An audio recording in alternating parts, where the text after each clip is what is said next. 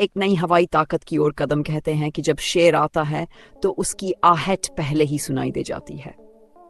कुछ ऐसा ही हुआ है जब रूस के राष्ट्रपति व्लादिमीर पुतिन ने जनवरी 2025 में भारत के दौरे से पहले एक ऐसा बड़ा प्रस्ताव दिया है जिसने न केवल भारत बल्कि पूरी दुनिया का ध्यान अपनी ओर खींच लिया है। रूस ने भारत को अपने अत्याधुनिक और 5वीं पीढ़ी के फाइटर जेट सुखोई 51 के लिए G2G government to government deal का प्रस्ताव दिया है। यह प्रस्ताव इतना आकर्षक है कि फ्रांस, अमेरिका और ब्रिटेन जैसे देशों की चिंता बढ़ गई है। सुखोई 51 रूस द्वारा निर्मित 5वीं पीढ़ी का लड़ाकू विमान है जिसे नवीनतम तकनीक और युद्ध के अनुभव के आधार पर तैयार किया गया है। ये फाइटर जेट न केवल स्टेल्थ तकनीक से लैस है बल्कि इसकी युद्ध सिद्ध क्षमताएं इसे और खास बनाती हैं। रूस ने भारत को ये जेट राफेल के आधे दाम पर देने का प्रस्ताव दिया है। जहां राफेल की कीमत लगातार बढ़ रही है, वहीं रूस का ये जेट अत्याधुनिक तकनीक के साथ ज्यादा किफायती है। सुखोई 57 का 51 इंजन इसे अधिक शक्तिशाली और टिकाऊ बनाता है।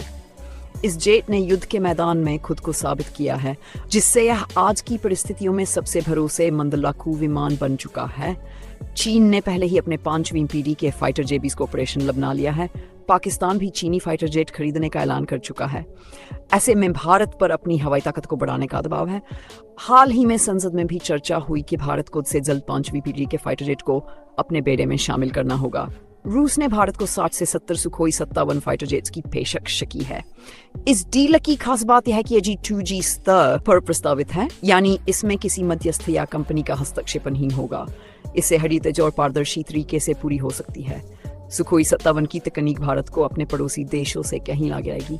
यह भारत भविष्य के 5वीं पीढ़ी के फाइटर जेट प्रोजेक्ट्स के लिए ये सहायक होगी। भारत और रूस के मजबूत रक्षा साझे को और मजबूती मिलेगी। पुतिन का यह प्रस्ताव भारत को आत्मनिर्भर रक्षा क्षेत्र के लक्ष्य हासिल करने में भी मदद करेगा। प्रधानमंत्री नरेंद्र मोदी का जोर आत्मनिर्भर भारत पर है। इस डील को स्वदेशी रक्षा प्रोजेक्ट से जोड़ने का एक बड़ा अवसर है। यह डील भारतीय वायुसेना की ताकत को गुना बढ़ा सकती है और भारत को दुनिया को यह संदेश देने का मौका दे सकती है। हर मोर्चे पर तैयार है। अब देखना हो कि भारत इस प्रस्ताव पर क्या जवाब देता है। क्या यह डील भारत की सुरक्षा और तकनीकी विकास की दिशा में एक नया अध्याय साबित होगी? आपकी राय में भारत को क्या करना चाहिए? क्या ये डील स्वीकार करनी चाहिए? अपनी राय कमेंट में जरूर बताएं।